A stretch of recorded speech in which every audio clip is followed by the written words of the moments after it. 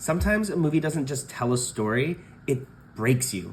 Tonight's Studio Ghibli film is just that. It's easily one of the most beautiful movies I've ever seen, but also one of the most devastating.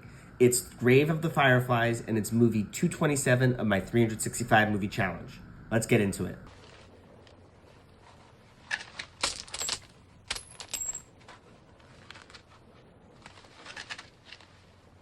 節子は金持ちやな。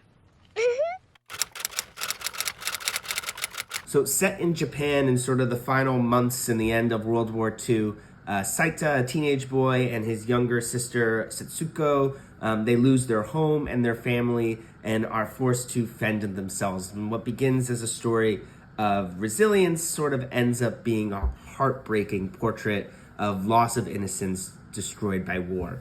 It's directed by Isao Takahata of Studio Ghibli. We watched one of his films before, Only Yesterday, and loved it. And this is similar in Only Yesterday in that it's a very grounded Studio Ghibli film. There's no magical element to this. There's no fantasy. This is really a devastating, grounded look at the cost of war on children and families. It's a tough watch. This is a sad, sad movie, but it's hauntingly beautiful, is how I would describe it.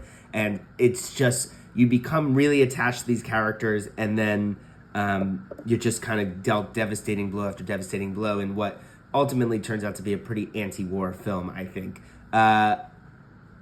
So it's based on a book, which is a sort of a semi-autobiographical book by the same name, Grave of the Fireflies.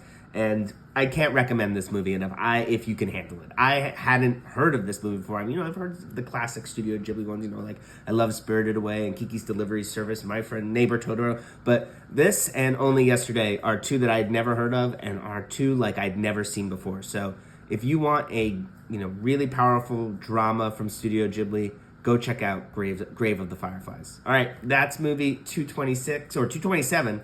I'll see you for the next one.